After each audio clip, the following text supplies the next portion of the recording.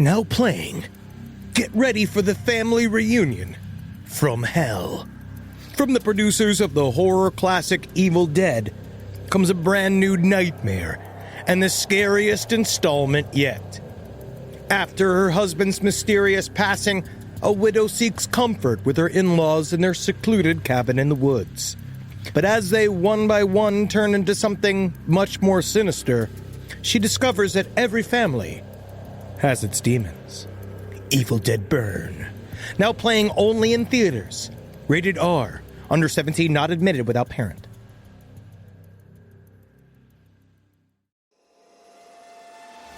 Last podcast on the left is all about the facts. So when Southern New Hampshire University came on as a sponsor, it was time to do some research. Turns out they offer more than 200 online degree programs, and get this, criminal justice and psychology are some of the most popular. Classes have no set meeting times, and tuition rates are some of the lowest in the U.S. Want to learn even more about SNHU? Visit snhu.edu/last. There's no place to escape to. This is the last podcast. On the left. That's when the cannibalism started. What was that? So I was in Pittsburgh for a very lovely memorial service for Natalie's grandmother, and so at the very end, the hole was dug, and it was very solemn and very beautiful, and Sounds they like the put burial. a what? That's the burial, isn't it? Is that No. the memorial service? You're not supposed to go. The body was already cremated. All right, Okay. It was in an urn. So they put it in a gigantic concrete square, right? This thing with a lid on it, and it's everyone felt like, of course you say a couple words and then everybody leaves. Yeah. But Natalie wanted to do something really special and put a necklace of her grandmother's in with the urn in the concrete box. So she asked me if I would be down to go down into the grave, right? So Yeah, I saw that. Crawled into the grave and opened up the thing, and I didn't get hard. And I want to say that's a great Wow, indicator. congratulations. It also seems like they really captured her soul and it will never be released again. They double buried her. Cremated, a cremation container, and then a metal box. 5 cloves of garlic. Wow. All right, this is the last podcast on the left, everyone. I am Ben Kissel. That's Marcus Parks. We have, I guess, funeral dweller Henry Zabrowski. See? Certainly doing nothing naughty with the skeleton. I never will. You'll never catch me.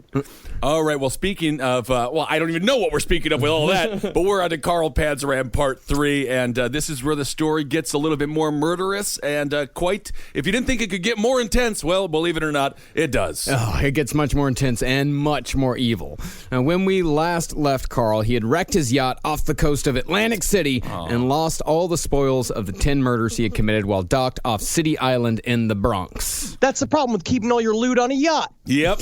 You can't go hitting that rock. Well, he didn't have like a storage locker at Port Authority he could store it in. Did he have a little Bart Simpson to hang out with, like Sideshow Bob? That was a great episode. Should have. By the way, I've been watching The Simpsons. It's pretty good. It is pretty good. Pretty good. The problem was that if Carl Panzram did have an assistant, they don't last too long. No, they do not. We'll talk later about Carl Panzram's assistants. All right. Now, undeterred, Carl immediately went back to Connecticut to the same town where he had robbed President William Howard Taft, looking for another score of the same size Now, so do he you could thi- buy another yacht. Now, do you think Taft was still stuck in the tub after all these years? Still just My boy, I heard your first robbery, and I have to say I congratulate you on your stealthiness. But can you please, sir, get me some oil? Please apply it to my sides. This is embarrassing. I was the president. Oh my! Butter him up, and then the sun comes through the window just so he starts cooking like a turkey. Taft turkey. But on this burglary attempt, Carl Panzram was unsuccessful and he was arrested for burglary and did 6 months in jail. After he got out, he decided to try his hand at being a legitimate sailor and join the flying squadron of the Seamen's Union as a scab. Hold on a second. So they're seamen. They are at sea, But they're the flying squadron. but they don't fly. So why would Yes, they yes, choose yes. flying to be their sort of term? It's about speed. I see. Oh, okay. But he and a few other scabs managed to get into a gun battle with the cops, and Carl was arrested for aggravated assault. He didn't say why him and the other scabs got into a gun battle, but they still got into a gun battle. Wow. One question. What is a scab? A scab is a person who goes and works in place of a union man who's on strike. A scab is among the most reviled people of the American worker. A scab gave us the Philadelphia phenomenon. I believe it was a truck driver or a person who owned a dump truck who became a kicker for the Philadelphia Eagles. Oh. There was a movie about it. So Carl Panzram just did everything that was bad. Everything. Like just above like working for the DMV. Like if he could have worked for the DMV, he would have. Yeah. Yeah, stand there. I'm going to take your picture. Take a picture now. What I'm going to need you to do is bend over and grab the toes of your shoe. This is not for documentation. This is for my own personal pleasure. Also, you're going to need to get your original birth certificate. I know it's a pain in the ass. It's a pain in the ass. I can do the other thing. Once Carl was out on bail, he decided it was time to see the world, and he skipped out. He sailed to Europe and from there caught a ship to Africa. And this is where Carl would leave his humanity behind forever and commit some of his most despicable crimes, ensuring his name would always be shorthand for evil son of a bitch. Wow. And I tell you what, he certainly wouldn't have done it if it wasn't for the great state of Oregon. Because Oregon, how they treated him in those prisons, it's unbelievable what they did to him in Oregon. It's disgusting. Henry, I think it's actually pronounced Oregon. All right, guys, leave it alone. It's Oregon. We all know how it's pronounced. I think it's Oregon. I don't know how it's pronounced. All I know is weed is legal, and we always have a great time in their wonderful state. In Angola, Carl worked as a slave driver for the Sinclair Oil Company. While there, he bought an 11-year-old girl from her parents for $8, making sure she was a virgin before he made the purchase.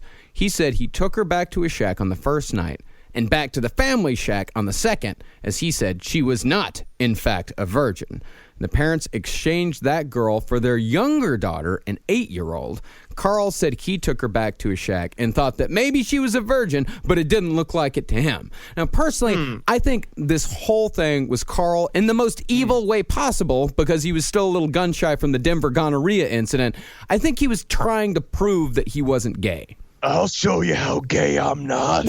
You give me that little girl over there because I'm just not gay, that's for certain. This is very disgusting, though, very disturbing. This behavior is absolutely awful, and this is the worst thing that he's done so far, other than, of course, the 10 murders. The 10 murders. But this is this is really ramping up here. But it seems like when he bought this girl, he proved the exact opposite. As he said, he took the 8-year-old girl back, quit looking for virgins, and started looking for a boy. The boy he chose was a table waiter back at the Sinclair oil camp. Carl said, I educated him into the art of sodomy as practiced by civilized people. But he was only a savage and didn't appreciate the benefits of civilization. I'm not sure if any of that's true. The kid told his boss, who fired Carl for the offense, but didn't go quite as far as to actually have Carl arrested, and Carl beat his boss half to death for his troubles. Carl went to the U.S. consul's office to try to get back to the States, but Sinclair had called ahead, and the consul refused to help. They said, you're never going back to America, at least not on our dime. You got to stay here because you are a monster. Well, why would they want him to stay there? You would think they would shoo him away, get him out. No, he had to stay there because they didn't want him in America. So well, just stay here in Angola. Do whatever you want here. Just don't do it in the United States. I see. God. Yeah. Now, while trying to figure out what to do next, Carl was sitting in a park next to the camp when a 12-year-old boy came along. Carl led him out to a gravel pit about a quarter mile from the camp, sodomized him, and bashed his head in with a rock. Carl said, His brains were coming out of his ears when I left him, and he will never be any deader. He is still there. And as an added bit of mayhem, Carl burned down one of the Sinclair oil rigs before he left camp, causing hundreds of thousands of dollars in damage, an incident which was well documented like many of Carl's crimes. So we know that actually happened. And that's the thing about many of Carl's crimes, and we'll be talking about this a lot more in the next few minutes, is that people went back, they looked, they checked out his claims, and a lot of times it checked out. Yeah, it seems too fantastic to be real fantastic in the sense that it's so unbelievable. Yeah, he's like an evil Paul Bunyan. Yeah, in a lot of ways. He's very similar to Paul Bunyan because Paul Bunyan only had that water buffalo, right? Wasn't it like Bessie, but it had a female's name? It was Babe the Blue Ox. Babe the Blue Ox. And there's a Paul Bunyan restaurant in Wisconsin. All you can eat pancakes. There's also a big Babe the Blue Ox outside of Fargo. Well, there you go. Fargo. Oh. But Babe could also be a man's name, like in Babe Ruth. So it keeps with the theme. Sort of.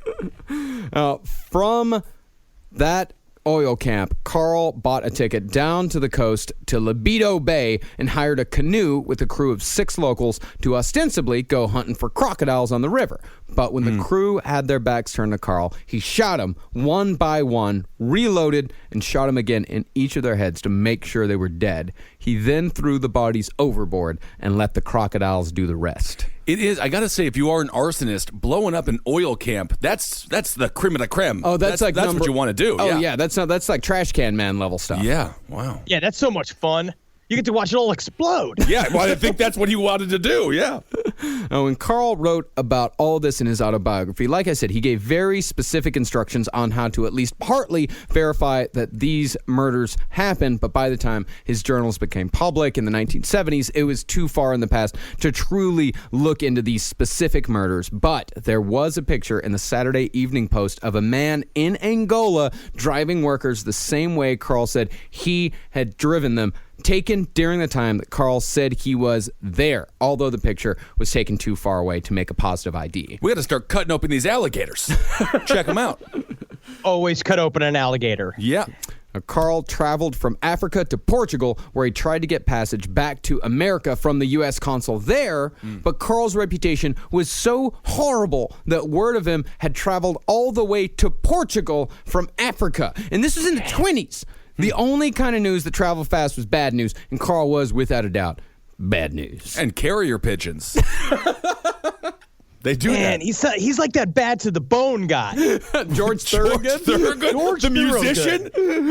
It's just like him, because I heard George Thorogood also had a real bad reputation. He did, and he liked to With drink being alone. good in bed. Because I know. think he had a micropenis. I'm pretty possible. certain he had a micropenis. We don't know. We can't spread rumors like that. No, we can't spread rumors about George Thorogood. We know the lead singer from Foghat has a micropenis. But that's because he has Eileen a Warnos micropenis. told us. Because we trust the word of a serial killer on that. So when the U.S. consul refused to give Carl passage, Carl stowed away in an English ship and eventually made his way back to New York in early summer 1922.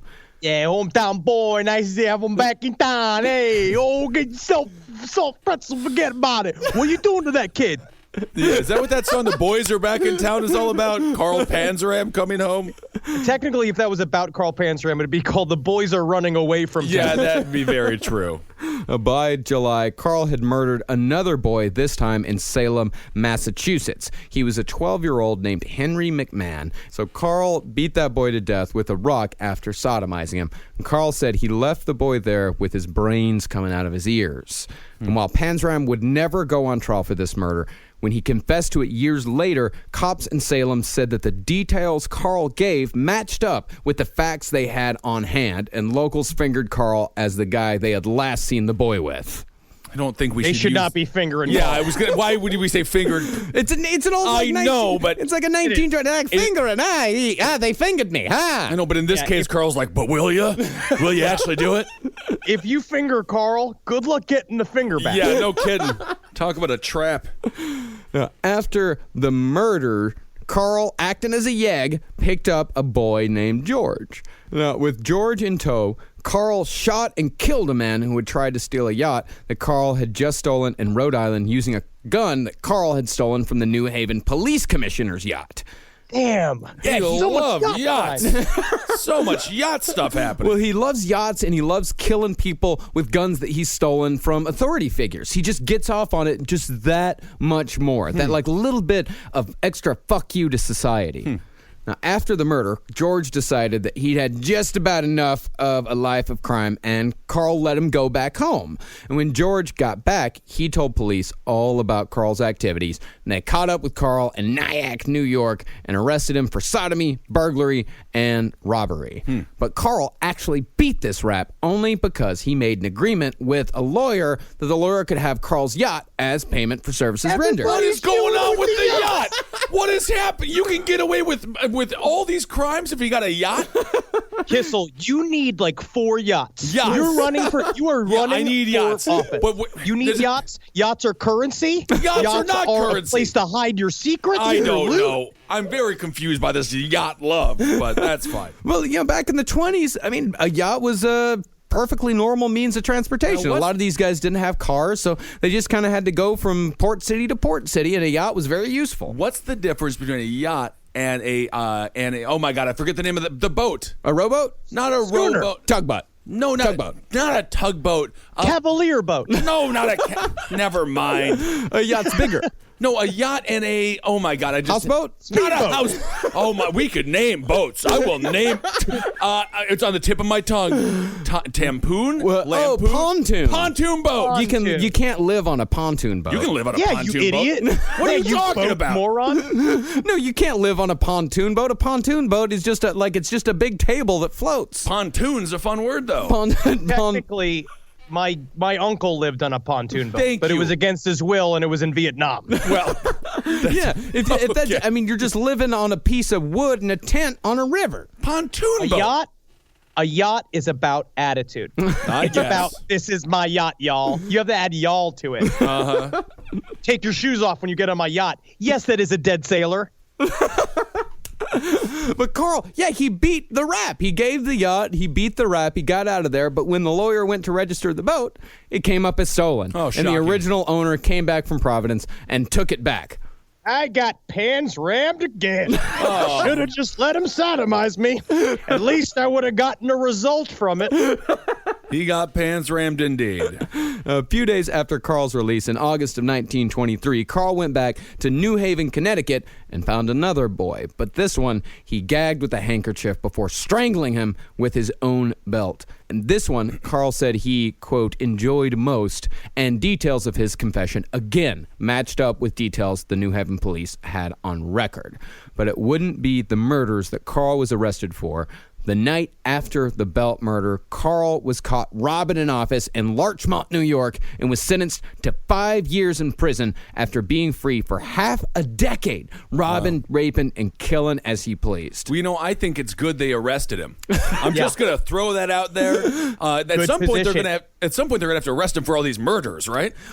Well, we'll get to that Okay, 'cause eventually. I hope that seems to be the worst crime going on here. It but- is the okay. worst crime, but I mean, 5 years, because we only got the highlights. We only got the absolute worst things they did. I mean, can you imagine what Carl Panzram did across the world in 5 years? Just the small See bits. how I'm chewing this gum? Guess what I'm not gonna do? Put it in the trash can. Literally. Put it under the park bench. Wow, that'll get you Another five. Panzram crime. That makes 15 for the day. Time to go to bed. Carl was sent to Clinton Prison, a.k.a. Dannemora, located in upstate New York. And Dannemora was often called the Siberia of America, essentially the precursor to Alcatraz. It was Alcatraz before there was Alcatraz. That's only because Cleveland voted to no longer be called the Siberia of America. So that's not a good thing, huh? Oh, Siberia is a terrible place. Sabretooth is from there. No, Sabretooth's not from there. Sabretooth's from Canada. I don't know. Sabretooth is fake. Oh, I see. Both Sabretooth and Wolverine are from Canada. That's why they're always at each other's throats, because they're both, I'm Canadian. No, I'm more Canadian, and they hate each other. They're both Canadian, but they don't do improv? That's interesting, right? And is they don't interesting. they don't drink a lot of Molson. Molson. Because that's what the Canadians do. They must have some kind of competition where they're drinking their Molson. I love Molson. Now, what made Dannemora special was that since it was so isolated, the town in which the prison was located was almost completely populated by people who either worked at or had worked at the prison. And this made prison guard life a kind of tradition, which was passed down from father to son. It was an almost tribalistic life with its own value systems, all of which were centered around the punishment of the inmate. Yeah, it's not tribal like they were doing mushrooms and seeing the DNA of plants and eating aliens and shit. It was just being like, son, if you really want to make their assholes gape, you got to put an apple in it. That's honestly, and that's just That's basics. A lot of abuse in those prisons. Oh, Yes. yeah. And if a prisoner's mind broke from that abuse at Dannemora, that prisoner would be sent down the street to the state hospital for the criminally insane, which was so bad, prisoners were said to prefer solitary confinement. Don't you ever send me to that mental hospital. There's some annoying guy who says he's Napoleon. Everybody wants me to inspire a revolution among the inmates. And I say, this is not One Flew Over the Cuckoo's Nest, okay? I'm trying to do my time. I do my time That's here. it. And that's all you can do is your time. Juicy fruit. What juicy fruit? I think Marcus just had a brain aneurysm, and the only words he could think of were juicy fruit. So once Carl was inside Dannemora, Carl began a predictable run of prison mayhem, followed by an escape attempt. But unlike the others, this one would not only be unsuccessful, but would be disastrous for Panzram's health.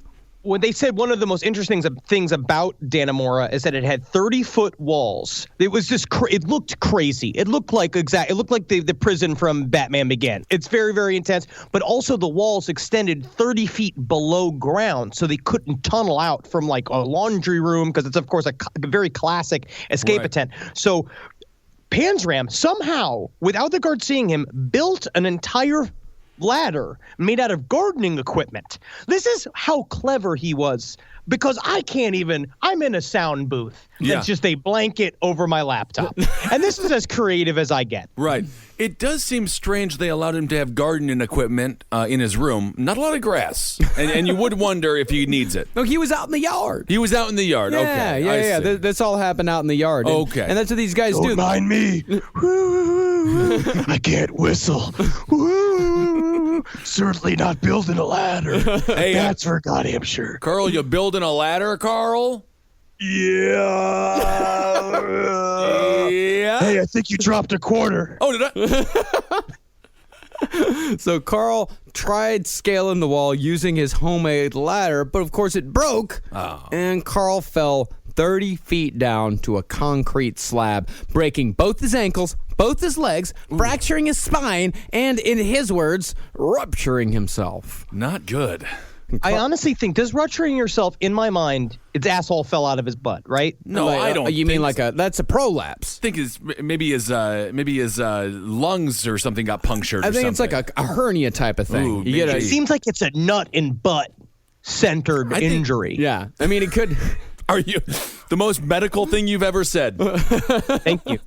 Well, Carl stayed for only 5 days in the prison hospital until he was thrown back into his cell without his bones being set and without his legs put into casts. He was left in that cell for 8 months without the care of a doctor, which of course crippled him forever. Sure. And it completely rehabilitated him too, right? He said, I'm sorry, and he was really he was very repentant, and he understood the nature of his crimes, right?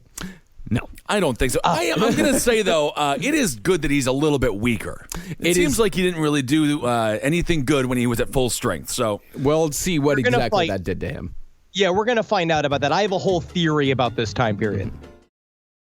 This podcast is brought to you by Squarespace. Squarespace is an all-in-one website platform that helps you stand out online. Yes, that's right. You don't have to smash your face with a hammer. You can just start a business. It's got everything you need on Squarespace, from securing your domain to building a professional site and showcasing your work all in one place. Let's say you want to show everybody how you can carve your ribs out of your lower abdomen so that you look more like a Ken doll. That's amazing. You can bring your vision to life with AI-powered design or curated templates, plus flexible editing tools that helps you create something that truly reflects your style, especially if you are somebody that is trying to corrupt the young men of America. That's what Squarespace is really going to help you. Squarespace makes it easy. It makes it easy for you to put all that together, and you just go to Squarespace and do it all.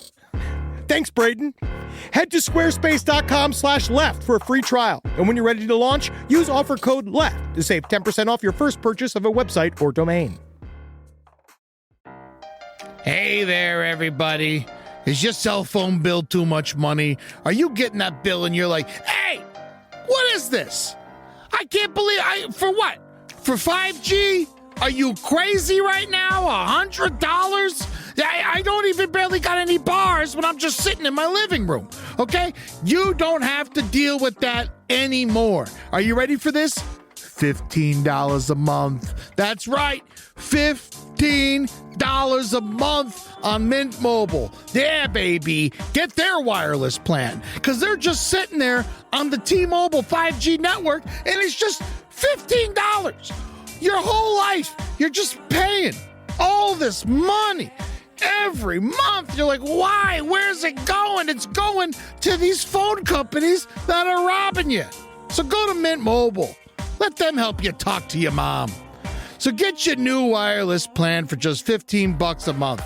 Go to mintmobile.com/LPOTL. That's mintmobile.com/LPOTL. Cut your wireless bill to $15 a month at mintmobile.com/LPOTL. That's it. There's no catch. Upfront payment of $45 for 3 months, $90 for 6 months, $180 for 12 months. Plan required, $15 per month equivalent. Taxes and fees extra. Initial plan term only. Greater than 50 gigabytes may slow when the network is busy. Includes up to 20 gigabytes hotspot. Capable device required. Availability, speed, and coverage varies. See mintmobile.com.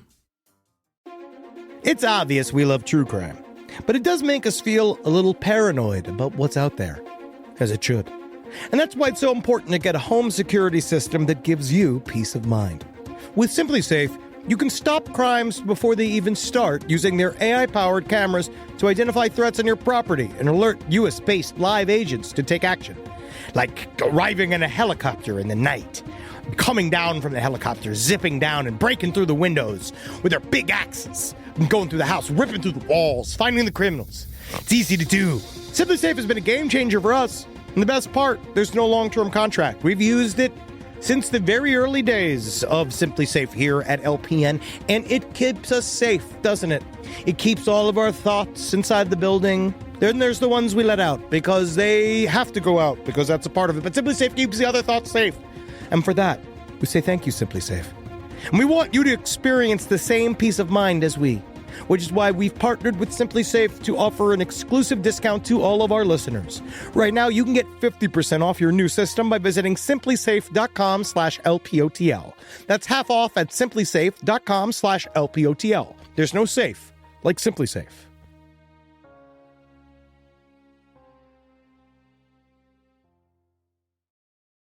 Now, after 14 months, Carl was taken to a hospital where they operated on his rupture and cut out one of his testicles in the process. So I guess it is a nut and butt type thing. Okay.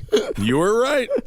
5 days after the operation, Carl, still in the hospital, decided to see if the loss of a testicle had any effect on his sexual performance. Good Lord. I would assume Men it are would. disgusting. I Men are guess. disgusting. He literally just lost a nut. His ankles are trashed, but somehow his cock still works. Yeah. And it's just like, I guess I could just put these pillows together, but it's not fun because pillows don't scream. He was caught trying to sodomize another prisoner in their hospital bed and was thrown back into a cell where he would stay for another 3 years waiting out his sentence. What a maniac. He wrote, The more they misused me, the more I was filled with the spirit of hatred and revenge. I was so full of hate that there was no room in me for such feelings as love, pity, kindness, or honor or decency. I hated everybody I saw, except for that Jimmy Fallon. What a funny, light-hearted way to end the night. That's it. Now, one of the most fascinating aspects of Carl Panzram is just how much of his brain power he dedicated to murder. A lot of serial killers, like Dahmer and Gacy, they play this whole dog and pony show being a tortured soul. Sure. They always struggled with it, and they didn't really want to do it, but they had to do it. And there's other guys like Bundy who never really quite owned up to it. Even the day of his execution, who is it that he talked to? Pat Robertson? Yeah. And tried to blame the whole thing on pornography and bullshit like that. James Dobson. Focus on the family. Right. James Dobson. Ted Bundy was officially forgiven. Jeffrey Dahmer, however, would have built a hell of a ladder. He's a Wisconsin guy, you know? No, but he grew up in the suburbs. He can build ladders. He can build a ladder. He would have found a ladder. Yeah. He would at least have found a ladder. Carl Panzram was just so indie. He was so DIY that he had to make his own ladder. Yeah. Because, honestly, you talked about this in the first episode, Marcus. The man is deliberate. Yeah. The man, Carl Panzram, was a mayhem machine. Of all, I like in our show, what we try to do is we demystify serial killers. We like to say, like, obviously these are losers. Bundy was a fucking horrible maniac that definitely should have been destroyed. Dahmer was a loser. Gacy was gay and all that, and couldn't figure out how to handle that in Midwest. Carl Panzram, though, really is a monster, and he looked like it. And nothing ever changed him. And every single time they punished him, he got stronger and stronger, like he was some kind of big, burly, gay rogue. No, it's more like the Hulk. The angrier Panzram gets, the stronger Panzram gets. It is more like the Hulk. And that's the funny thing about him is that, just physically, he was not that large. He was like 5'9", maybe 5'10", 190. But every person who talks about Panzram talks about how gigantic he was. And that was just a sheer force of presence. That was just his personality that made him look so gigantic. This is what he wrote. My whole mind was bent on figuring out different ways to annoy and punish my enemies, and everybody was my enemy. I'm going to say the word annoy. It's like Holden McNeely from the Round Table is annoying. But this think about how evil that is, actually, Kissel. That's how evil it is. It's all levels. He does not care just about. It's like it'd be different if he also was into, like, of course he liked the murder and he liked and the robbing and all that stuff. But he also just liked to bother you online waiting for the bus. Yeah. So it's just like, if I just do a low hum behind this person in line, that'll really annoy them. He was a real, honestly. He was a real. I'm gonna say, what's his name? Bo. He's fucking Bo Bridges? No, not Bo Bridges. Don't bring Bo He's Bridges. He's a real Bobby Bonilla. He's a real Bobby Bonilla. He really lived baseball. That's the only sports reference you ever say. And he just likes saying Bobby Bonilla. We need an audience member to cut, or a listener to cut together every Bobby Bonilla reference and how somehow Henry gets to it.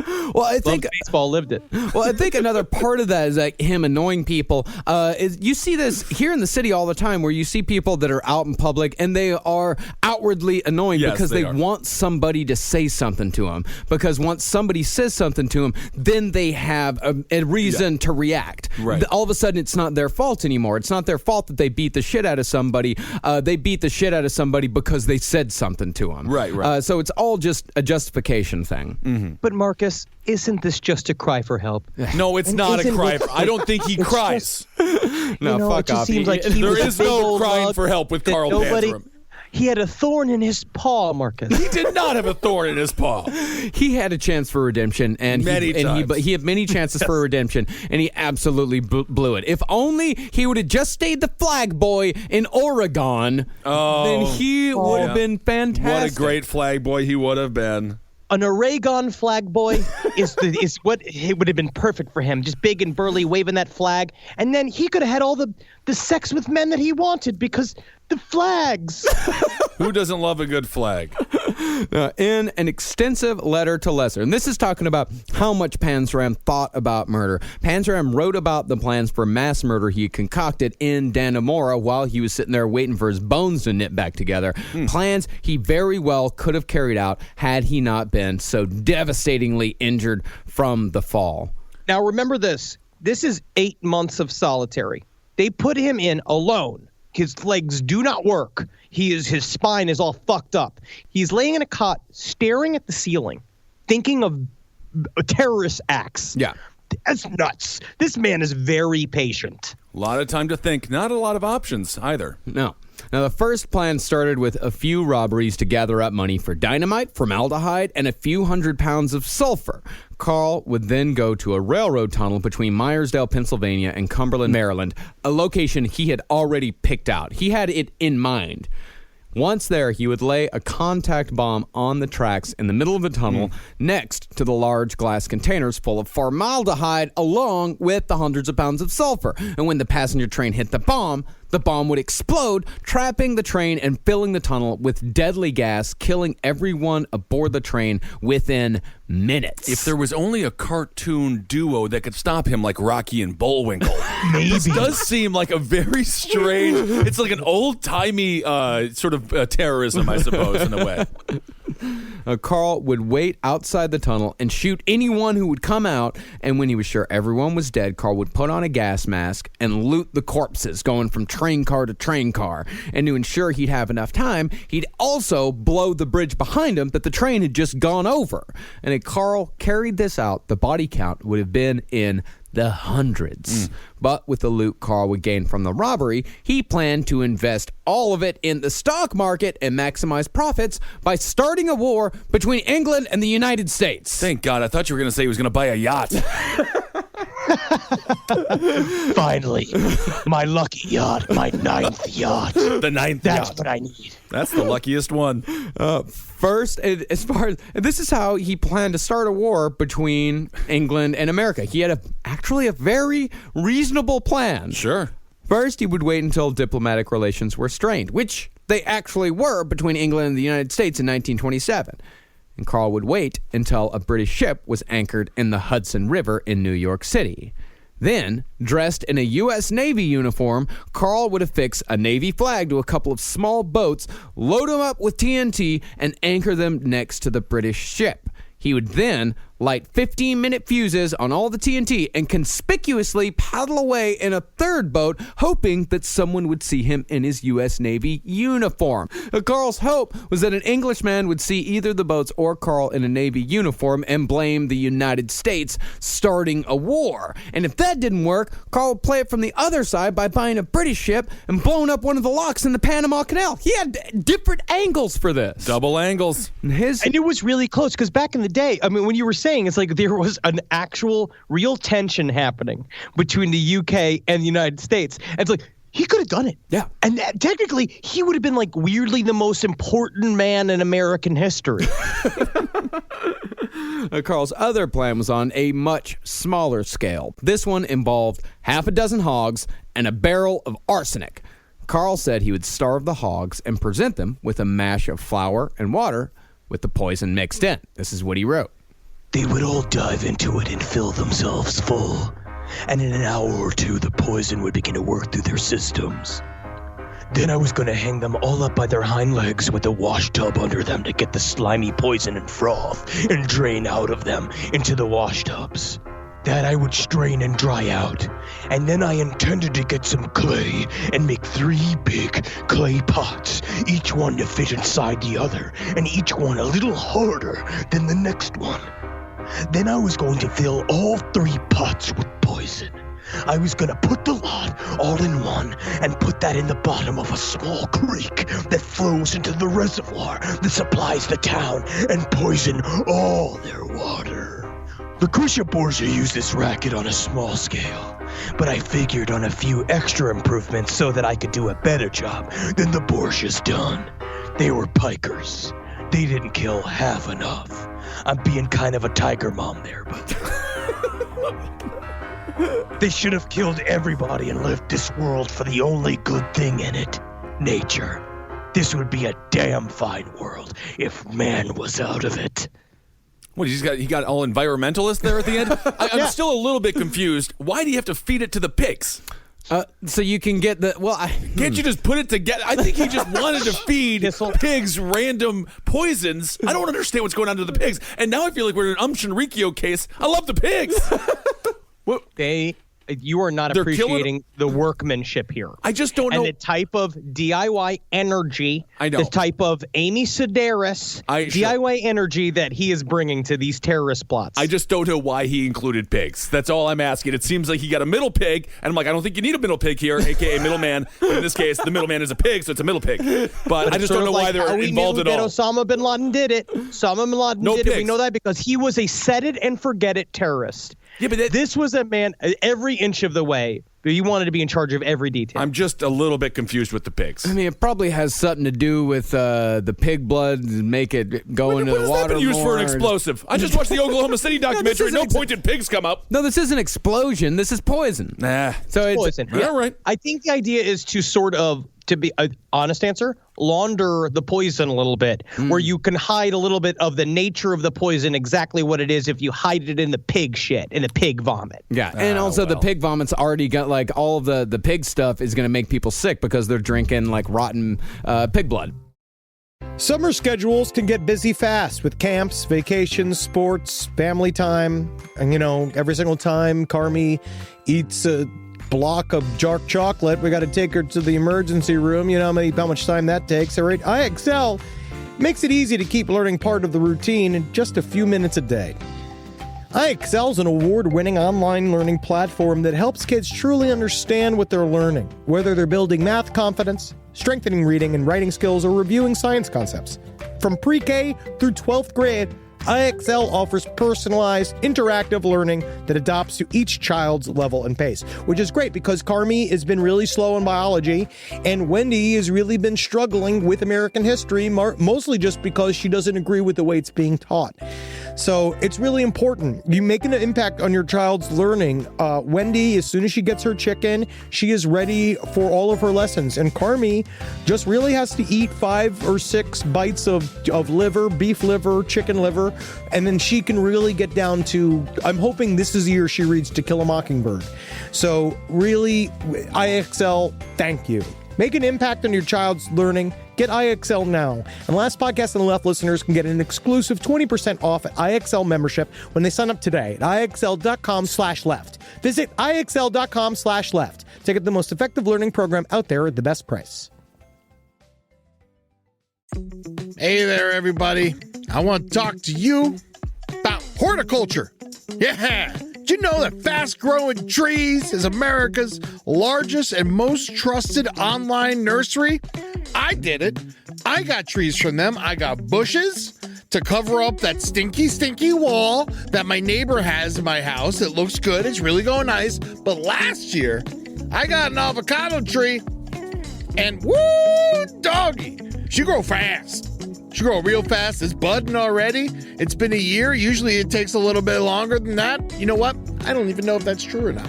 But it is budding and it is growing. And you know what I did was I rent. I don't own my home, so I put it in a pot so I could take it with me and it could be with me for the rest of my life. And now I got avocados forever. And just like Forrest Gump says, that's one less thing. All right, so go on to Fast Growing Trees and get yourself a tree that you want to see get tall super quick. Right now, they have great details on spring planting essentials, up to half off on select plants. And listeners to our show get 20% off their first purchase when using the code LEFT at checkout. Offer is valid for a limited time. Terms and conditions may apply. FastGrowingTrees.com. It's summertime, baby. And you know what that means. You're going to go to Quince and you're going to get yourself some new clothes. Something happened to me by accident recently. I had a nice little Quince mistake. It was Father's Day and we wanted to get Julie's dad something nice. So naturally we went to Quince. We looked around and we were like, oh, look at this 100% organic cotton mesh stitch button-up sweater polo. I think Bob's really going to like this. So we get it and we buy it. And then you know what happened? A little fudge, a little mistake. Accidentally sent it to our house instead of Bob's house. Julie's like, oh, I'll just get a refund from Quince and we'll mail Bob another one. I was like, oh, okay, that sounds nice. But, maybe I should just see it first. She pulls it out. I was like, whoa, look at that. It's like a button-down polo with nice little holes in it. It's breathable. It's not bad. I think I'm going to wear this to Jazz Fest this weekend. Wore it to Jazz Fest. Got 3 comments. One was by a lady. Not bad, Quince. So get your hiney over to quince.com and treat yourself good and feel good. Look good this summer. Make your summer wardrobe easier. Go to quince.com/last for free shipping on your order and 365-day returns. Now available in Canada, too. It gets hot up there. That's QUINCE.com/last for free shipping and 365-day returns. Quince.com/last. Look like a prince and you quince, you jerks. But thankfully, less than 2 months after Carl was released from Dannemora, he embarked on a reckless crime spree, committing 10 burglaries and a murder in Baltimore. But Carl wouldn't be taken down for the murder. This time, it was nothing more than the theft of a radio that would put Carl Panzram in prison for the rest of his life, and a murder while inside that would take him to the hangman's noose. Ooh, but he did get to hear the Carter family, and they're a great, wonderfully talented family. On August 10th, 1928, a fence named Joe Chavinsky rolled over on Panzram after being caught pawning a radio that Carl had stolen from the house of a well-known dentist in Washington, D.C. Just like the idea of being like, I'm the most well-known dentist in town. Every smile is my smile. It's my smile. That's my smile. Now, when Carl was arrested, he treated the charge like a joke, saying he'd killed too many people to worry about this charge. But it would be while Panzram was awaiting trial on the radio charge that he would meet a 25-year-old prison guard named Henry Lesser. Now, Lesser seemed like a pretty good dude. As far as prison guards in the 20s went, he kind of reminds me of like Tom Hanks in The Green Mile. Oh, okay. Yes. He would definitely be played by Tom Hanks, or nowadays like an Owen Wilson. Oh, wow. I like Owen Wilson. Oh, your name's Carl. Wow. Owen Wilson proves you can have a weird nose as long as you have a perfect body. That's it. All you need is a perfect body. Just call him Ombre a lot. Oh. Now, Henry Lesser, he also had the temperament necessary to be a pretty good prison guard. He was a guy that had an urge to help the less fortunate, but he also enjoyed the power that being a guard gave him. He just had that. I think you just need that to be a good prison guard. Oh, absolutely. You have to have a little sympathy. He was also a very small guy. He was considered to be a failure by his family because I believe he did not go into the family business. He found this job accidentally, and basically his whole family was like, oh, you can't be a prison guard. You're going to be terrible at this. He's like my size. But he's like, I'll make up for it with gumption. Which thankfully, thankfully Carl Panzram was hobbled, or he would have gotten a bit more gumption than he could have handled. Yeah, probably. Lesser was immediately curious about Panzram from the moment he saw him. You know, like we said, Panzram is a man with presence. So Lesser walked up to Panzram's cell and asked, "What's your racket?" To which Panzram replied, "What I do is reform people, and the only way to reform them is to kill them." Well, that's murder. That is not a form. That is not. I was trying to find a cool way to say I kill people. I know, but it's. I've been working on the line for a while. It's my log line. I know that, but reform would imply like they're a better person when it's done. It's darkly ironic. I don't fully understand it, but yeah. For some reason, Lesser decided he wanted to know more and struck up an unlikely friendship. But what finally won Panzram over was when Lesser, after Panzram had gone through a particularly brutal prison torture for trying to loosen his cell bars, Lesser gave Panzram $1. Oh, he gave him $1. Gave him $1. But I mean, this is 1928. No, I know. It's just, here's $1. Okay. It's hard. It seems very insulting to give a huge man that just been tied to a post and beaten for hours. Yeah. Like, here's $1. There you go. You know what I could really go with? Go for a hacksaw. Do you have one of those? Well, actually, you know what actually would be really nice is some ice for my fucking one nut I have left. Here's $1. Well, this actually brought tears to Panzram's eyes. He was almost crying, and he told Henry Lesser that no screw had ever done him a favor before.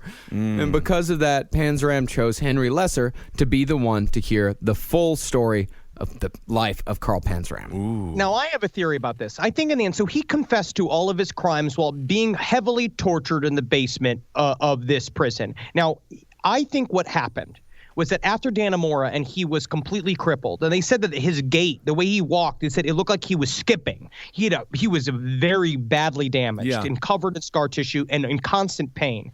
I think that he realized that he was sort of at the end of his powers and that he was not as strong as he was before. And that Henry Lesser, in my mind, it was another game. I think that he was touched by Henry Lesser, sort of like the way that Murphy tried to reform him and he responded a little bit.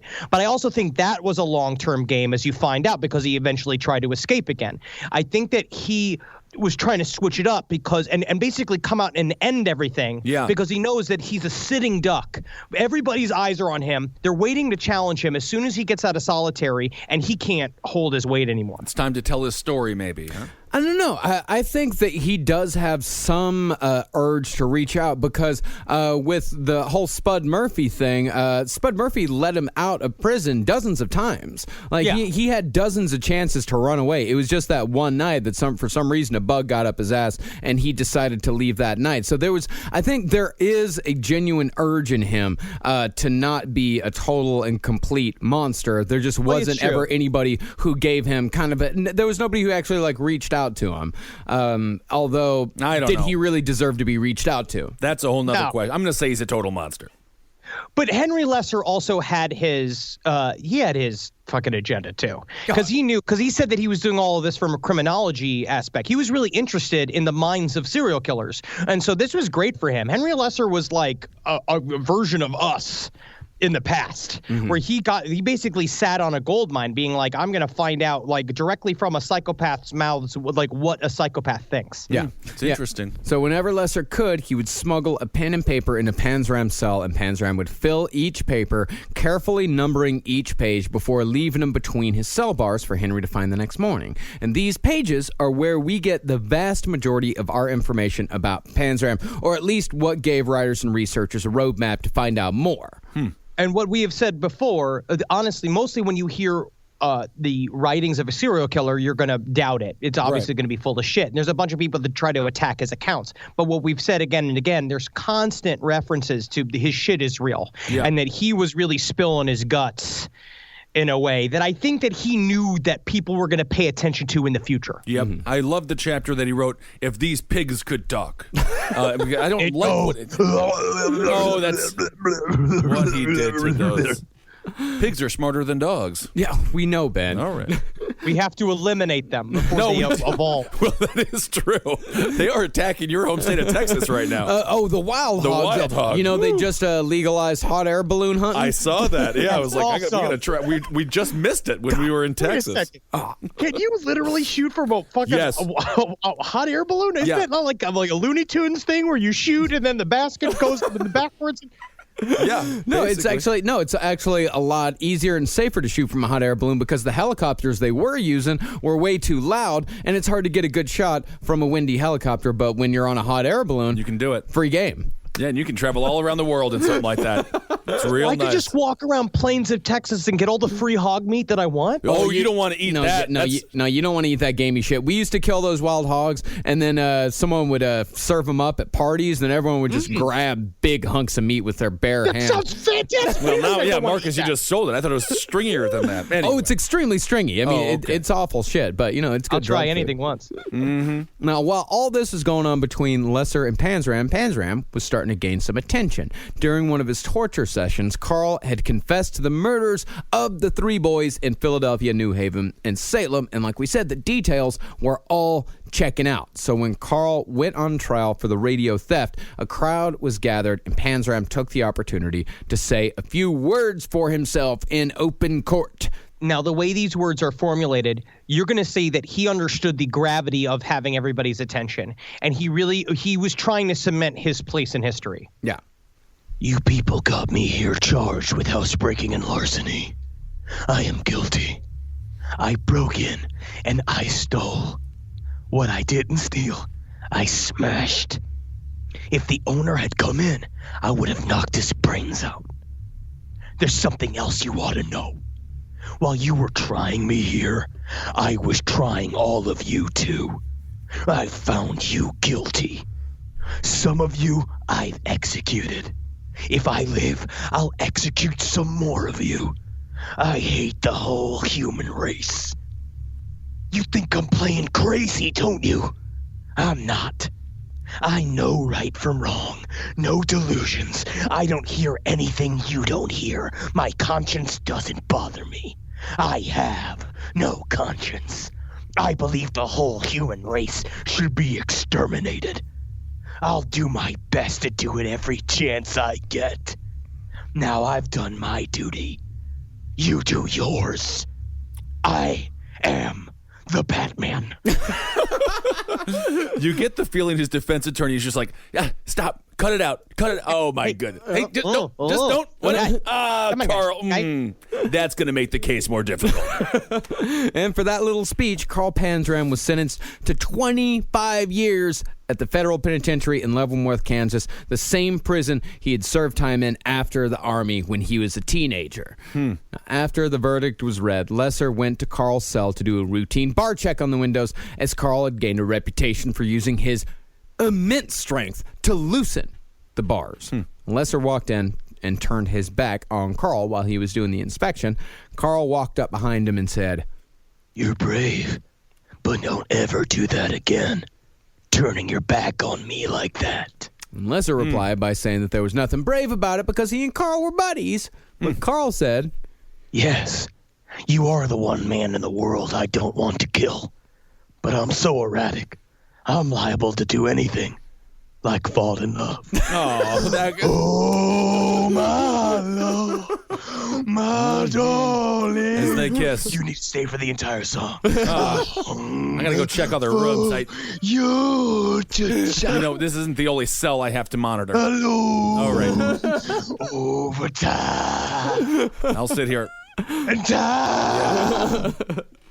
But this really is the Michael Myers, Danny Trejo relationship in Halloween 2. It really is. Yes. But the face-to-face friendship wasn't to last, for on January 30th, 1929, Lesser took Panzram on his transfer to Leavenworth, and once there, the two shook hands and promised to write.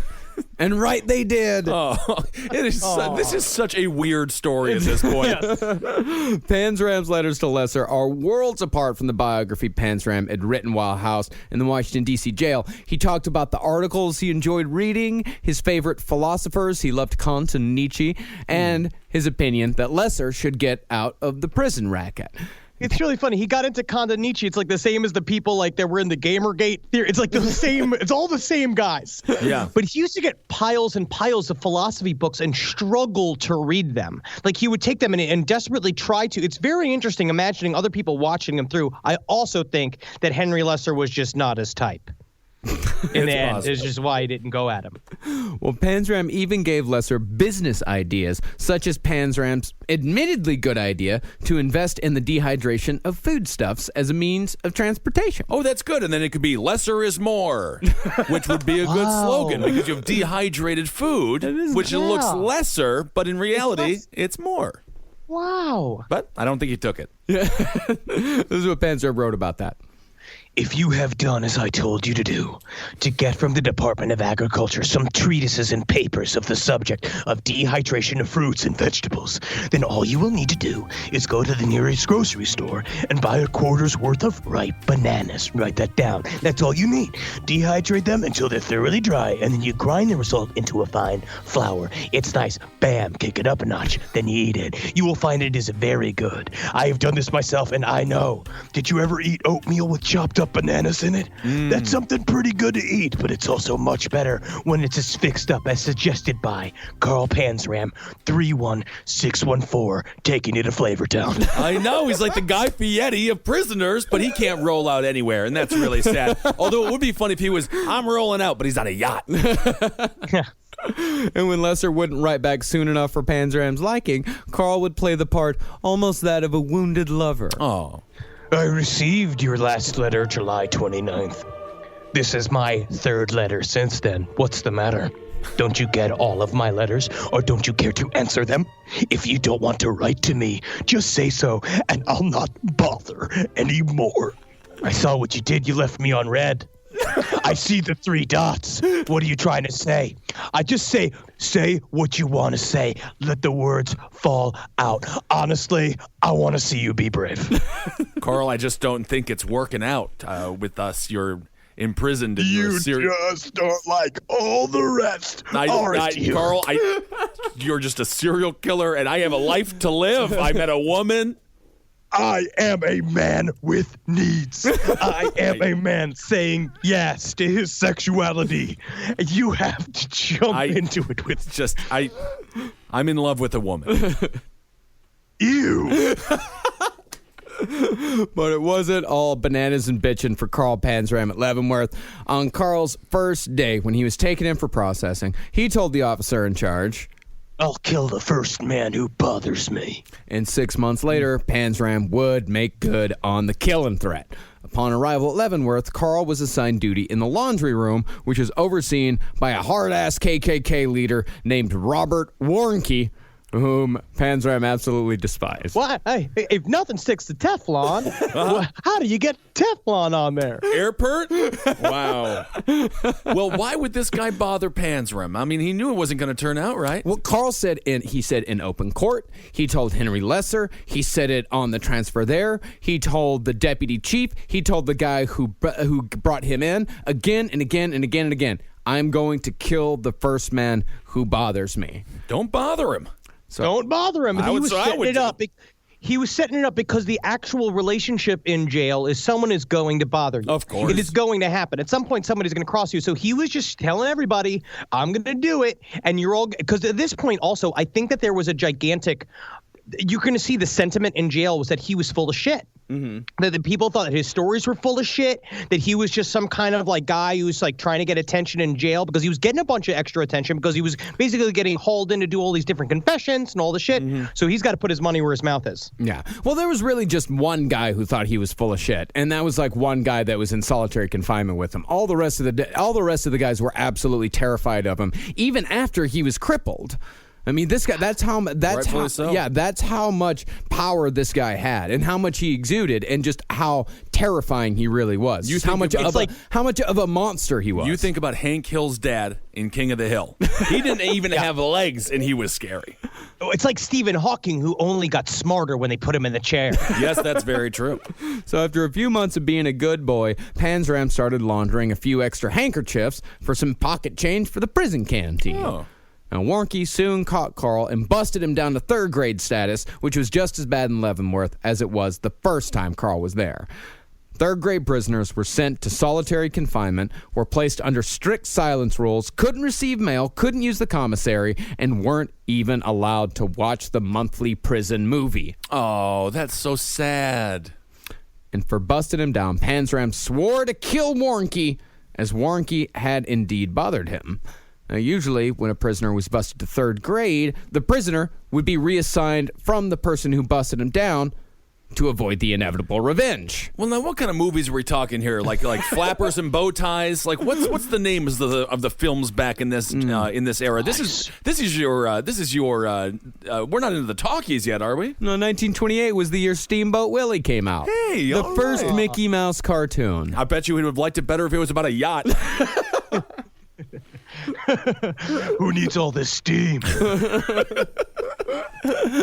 Well, of course, yeah, they always reassign these guys because they were always afraid that these guys would take revenge on their bosses. But because Panzram, and this is the amazing irony of it, because Panzram had specifically threatened to kill Warnke, Carl was sent right back to the laundry room because Warnke didn't want to lose face. Sure. Because if he lost face, then he would lose respect. And in a prison like Leavenworth, a hard-ass place like that, respect is the number one thing that you have. It's the only thing you have. You lose that and you're done. It's the currency, yeah. And when Panzram came back to the laundry room from the hold, the other prisoners said that Carl had calmed down, or at least appeared to, and eventually faded into the background. But in a letter to Henry Lesser, Carl wrote, I'm still on my same job and like it less each day. I'm getting all set for a change. It won't be long now. Seems scary. Yeah. So on June 20th, 1929, Carl was walking into the laundry room when he passed by a half-built washing machine that had an open packing crate next to it, which was filled with 10-pound iron bars. Just out in Why the are we open. shipping these to prison? Why? Yeah, what would be the point of that? Just be like, use if you want to escape. Carl picked one up and hid behind a steel support beam on the opposite side of the room and waited for Robert Warnke. And when Warnke entered the room, Warnke stopped in front of the same washing machine to take a look at the construction and possibly to wonder why there was a large crate with a bunch of 10-pound iron bars just This sitting seems to be a mistake. This is a mistake. And I know that I'm also a Grand Wizard of the KKK, and I'm like fine with that. But this is a big mistake. That is a mistake. And when Warnke turned around, there stood Carl Panzram. And with the loud roar, Panzram brought the iron bar down on Warnke's head, sending him to the floor. Panzram bashed Warnke's head again and again until the foreman's head was an unrecognizable mush of brains and bone. Well, Take that, Dad. Take that, Dad. This one's not so bad. He's a Grand Wizard, right, of the KKK? Yeah. All right. So Yeah. Yeah, get him. Yeah. Panzram then turned his rage towards the other men already at work, and he started swinging the bar at them, but as Carl wasn't as spry as he once was due to the fall, he missed again and again. And Panzram then limped out of the laundry and into the office of the deputy warden to take his revenge on that guy for denying Carl's work transfer. And while he was doing that, he walked right past a guard who noticed Carl, but didn't really think anything of it. Well, you just don't want. I mean, you don't want to get killed by Carl Panzram. I would have definitely turned the other cheek. So You know covered in blood with a 10-pound iron bar. And be like, hey, Carl, need anything? Hey, buddy, need a water or something? But lucky for the deputy warden, that guy was in another wing having a conversation with guard captain Fred Bulldorm Shirty Morrison. And Panzram did not have his revenge. Panzram moved on to the adjoining clerk's room and started swinging the bar again, but he didn't hit anybody that time either. And he also chased a trustee to the dining room, but never managed to catch him due again to the limp. And imagine the look on his face. It's sort of like, you know, when you put a dog in a wheelchair and it has that look. He must have felt so sad. Yeah, he's like a drunk Raphael. Carl then made his way down to the isolation block, opened the nearest cell, and sat down with a relaxed look on his face, satisfied with the mission at least part ways accomplished. That right there, that is my Xanax. I guess so. So on December 5th, Carl Panzram was indicted for first-degree murder, which sat just fine with them because Carl, at this point, he wanted to die. Finally, he's getting charged with murder. Is this the first time? This is the first time. Good Lord. Well, he was indicted for murder when he started confessing to those murders of those boys in Philadelphia, Right. and New Haven, and Salem. They started indicting him Okay. for those murders. But this was the one that he had done out in the open in front of dozens of witnesses, Right. and had tried to kill dozens of others. He was going to kill as many as he possibly could because that was his main goal, was to die. He was crippled. He was done. He was never going to escape from that prison. He was there for 25 years. By the time he got out, I think he was going to be in his 60s. So he had nothing left. And also, he needed to get a kill on the books. I think he knew in order to solidify his reputation as an all-American folktale person identity, because that's what he wanted to be. He wanted to be a folktale. He needed to prove that he could murder. And I think that's why he did it in such a public way, to be like, I'm not full of shit. Look, I will do this again, and you let me out of here, I'll kill everybody. Yeah, I mean, this guy, if I could compare Carl Panzram to a character in fiction, like if you've read the comic book Preacher, I mean, Carl Panzram is the saint of killers. Ooh. Yeah. And this guy is a fucking monster. It's fucking metal as shit. I don't want to say it's not cool. Nothing is cool. He's very mean. Nothing is cool. Yes. But Carl, he actually had a surprisingly hard time making it to the hangman's noose, but not for lack of trying. See, Carl's plan was to act as his own attorney, plead not guilty to ensure the harshest punishment, and essentially demand death during his defense. But the feds refused Carl's request to act as his own attorney, and the lawyer they did assign him wanted to plead insanity. That was the only way he could find out of it. And Carl's smart-ass ways seemed to only confirm the whole insanity defense. Like when he wrote his last will and testament, he left his corpse to a dog catcher in East Grand Forks, Minnesota, and bequeathed to mankind an unspecified curse. Ooh. That's awesome. It's just everything that he was doing because people were like, oh, if he wants to die, he must be crazy. I love an unspecified curse. Just that he was like, Yeah. I bequeath to mankind a curse. Look at that. That's awesome. Honestly, man, this is how Ozzy's got to go. When Ozzy knows that he's just about to die, he's got to take everybody with him and write a fucking super metal obituary and just fucking, Prince of Darkness, man. And then Carl's trial was delayed even further due to a riot at Leavenworth, in which prisoners came up with a bizarre plan in which they would strip naked, blacken their faces and bodies for camouflage, capture the warden, kill him, cut up his body, and fry it into steaks. Well, that would have been a great defense against Predator. Very similar to Really what Arnold great Schwarzenegger defense against did. Predator. Yeah. And that would have been awesome because there were a bunch of guys that probably look like the team from Predator Yeah, in those jails. Maybe. Yeah.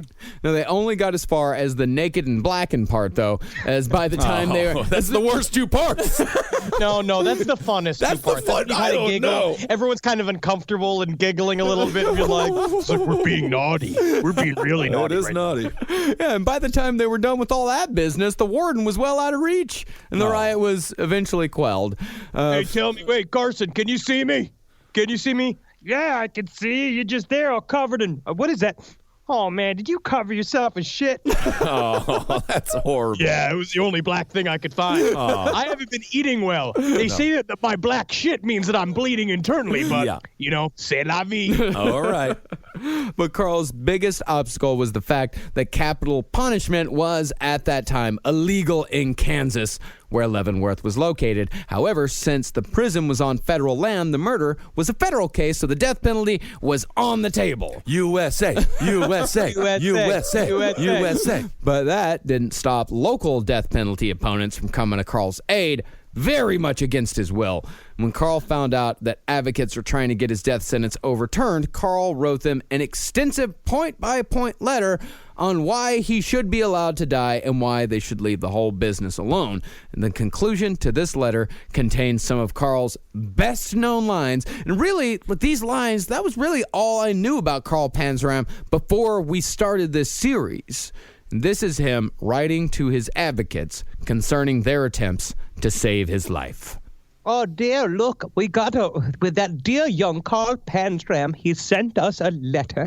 I bet he wants to say thank you so very much. Well, open it, Craig. Open the letter, Craig. All right, I'll open it, but I know he will be very thankful for our Yes, efforts. we're doing the Lord's work, Greg. The only thanks you or your kind will ever get from me for your efforts on my behalf is that I wish you all had one neck and that I had my hands on it. I would sure put you out of your misery just the same as I have done with numbers of other people. I have no desire whatever to reform myself. My desire is to reform people who try to reform me, and I believe that the only way to reform people is to kill them. That's my trademark. I'm trademarking. My motto is rob them all, rape them all, and kill them all. I am very truly yours, Copper John II, Carl Panzram. I tell you what, Clark, I'm kind of wet. And I don't know why. I think it's the choking. Yeah. Different reaction than we thought. And so Carl Panzram finally got his wish and was sentenced to death by hanging. But in a strange move, considering how much effort he put into being hanged, Panzram attempted suicide 2 weeks before his execution date. What a great last way to say fuck you to everybody. Yeah. Like, honestly, it would have been like he basically begged him, and finally, like, I did it before you could do it. Yeah. First, he ate a rotten plate of beans that he had hidden in his cell for weeks. It's kind of fun. Yeah. And I think I did that in college. Yeah. then he used a sharpened button to sever a particularly vulnerable leg artery. But he was found, had his stomach pumped, and was patched up. Little known fact, it was a campaign button for Taft. Oh, it's a bigger button. So it looked like a normal button on his body. Yeah, and this whole thing probably was a big fuck you, but the interesting thing to note about this is that the attempt came exactly 1 year after the murder of Robert Warnke. Oh, I thought you were going to say the 6 pigs. But whatever the reason, Carl wouldn't try again. The night before his execution, Panzram's blockmate, Robert Stroud, the infamous Birdman of Alcatraz. Why do they call him that? Because he raised birds. He raised canaries. In fact, he raised birds. Oh. Yeah, in fact, didn't he discover like a lot about like canaries, their mating habits, like diseases and things like that? He had a jail time relationship with the bird expert that they were pen pals back and forth, and they both helped figure out some weird thing with canaries, and then they got married. It was very interesting. In order for him to stay his execution, because he was in jail essentially for killing somebody on the inside. Stroud was got a life sentence because he killed a guard that fucked up visitation rights for his brother. Like basically he got booked on some citation as he couldn't see his brother. So he was just stuck there raising birds. Oh, I see. Yeah, and Stroud is he's one of the most famous prisoners of in American history, and he was the one that said that Carl Panzram's whole story was bullshit. But really, Stroud hardly knew Panzram. They just were in the same solitary confinement cell block together. But Stroud was just, I don't know, he was just trying to pad his book a little bit. Okay. Yeah, Looking Outward was his book, and it's pretty cool. I read a little bit of it. It's a lot of fun. Yeah, but what Robert Stroud said is that the night before his execution, Carl spent the whole night singing a song. Ooh. And the song was of Carl's own composition. And in Stroud's words, its principal theme was, "Oh, how I love my round eye. I would never give him back. Oh, how I love my round eye. Try to take him back. Try to take him back. Try to take him back." Wow. Kind of a System of a Down flair. I imagine he had a very new metal singing voice. Yeah, probably. And the next day, Carl was taken to the gallows, so eager to die that he was half dragging his escorts behind him. And when asked if he had any last words, Carl said, "Yes, hurry it up, you Hoosier bastard. I could hang a dozen men while you're fooling around." And so, on September, what are your thoughts? That's just funny. You called him a Hoosier. Yeah, it's such a juvenile sort of a pleasant slur, I suppose. Yeah, of all the things he could have called him, and also it just makes me think of Gene Hackman. Yeah, exactly. Hoosiers. What a great Indiana team they were. And so, on December 5th, 1930, the spirit of hatred and vengeance was hanged from the neck until dead, and it would be another 40 years before the world would know the full story of Carl Panzram. There it is, Carl Panzram, all 3 parts. Marcus, how do you feel? Icky. All right, I that's feel about icky. accurate. Officially my favorite heavy hitter. Yeah? I am in love with him. Oh, I don't think you should be in love It's with like him. you and Harold Schechter and all these like the true crime guys. I mean, if you want to talk to Harold Schechter and you want to strike up a conversation with him and really get him on a deep cut, I guarantee you, man, talk to him about Carl Panzram. There it is. We're gonna meet him on Saturday. Yeah, a week from Saturday in Indianapolis. Yeah, we're going to be at the Indianapolis Crime Con. Me and Ben are going to be appearing on Podcast Row, and then the 3 of us are going to be doing a panel on Saturday. It's going to be cool shit. That's right. We'll see you in Indiana, ya Hoosiers. You damn Hoosiers. Ya Hoosiers. Which I cannot wait to go back to the Midwest, and we'll be in Atlanta this weekend. So if you can, we're at the Earl, and there's a lot of great places around there and stuff. So if I think the show is sold out. The but show's we'll sold hang out, and but, stuff, so but come on out. I think the Earl is going to be releasing some tickets at the great. door, quite possibly for the first show, and that's a big maybe. That is a very big maybe. So I would say on the day of the show, if you still want to come, call up the Earl and ask them if they're going to be. And actually, that's a good tactic for any of our live shows. Absolutely. Call up the venue the day of, and sometimes they do release extra tickets. And so, also, see if you can come out. The Earl has a separate bar too, so just go hang out at the bar, and we'll see you a bit after the show. Yeah. The Earl's a fantastic place. It's our favorite Also, place in Atlanta. Mary's down the street is hilarious. It's a crazy bar. Oh, yeah, I love I remember place. that. Mary's is great. Let's see here. So what else do we have to do? We got the Patreon. I want to thank everybody for that, for all your donations. It's unbelievable. That's why we can do all this. So you can go to patreon.com. Yeah, patreon.com/lastpodcast on the left. If you want to give us a little donation, of course, you get something in return. If you give just $1 or more, you get pre-sales for all of our upcoming live shows. We're about to announce a hell of a whole lot of them here in the coming weeks. And don't forget that we're going to be coming to Milwaukee in I think it's July 14th or July 16th, but I think it's July 14th. We'll go to cavecomedyradio.com/live to get tickets for that. That'll be very Milwaukee. That's how it's pronounced. Is Milwaukee, which means the good land. It is the good land. That's where I went to college. It's a wonderful place. I can't wait to go back home. Listen to the shows here on CCR. Thanks so much for supporting all the shows here on CCR. Able Against Top End for everything political. Roundtable of Gentlemen. Sex and Other Human Activities. Page 7. Wizard and the Bruiser. Movie Signs with the Mads. Check them all out. And follow us on Twitter. I'm at Henry Loves You, at Marcus Parks, at Ben Kissel. Follow us on Instagram at Dr. Fantasy, at Marcus Parks, at Ben Kissel, the number one. And also follow Last Podcast Left and all of the fucking things that are grinding our society to a halt at LP on the Bike. Oh my God, to say the least. Twitter is an interesting phenomenon. Oh God. Kofifi. Can I just say that? Do I just say Kofifi? Oh, Is that the term? I don't know. And we don't have to do that. Everyone will just clap Everyone for you will and say applaud. what a... Just applaud. All right, everyone. progressive. Hail yourselves. Hail Satan. Hail- Watch Twin Peaks, you fucking idiots. Yeah. It only got a 0.5. No one watched it. Whoa, You're really? so fucking stupid. Well, I Twin don't have Peaks is the best Showtime. show. I don't have Showtime. Download it illegally and talk about But it. then That it show doesn't is incredible. register, Henry. Well, I don't know. Watch Twin Peaks. It is. I can't wait. It is beyond fantastic. I'm watching House of Cards right now, and I will get to Twin Peaks. I love Twin Peaks. And of course, Helgeen, everyone. Magoo's All right, thank you. Thank you so much. Thank you. Nothing beats tradition, like weekly game nights at Mom's house. And Tostitos, crafted with masa made the traditional way, starting with whole corn kernels, with flavors worth gathering around, like a hint of lime and Mexican street corn, and no artificial colors, flavors, or preservatives. That's the Tostitos way. Bring Tostitos to your next game night, and you'll be winning either way. Tostitos, tradition matters.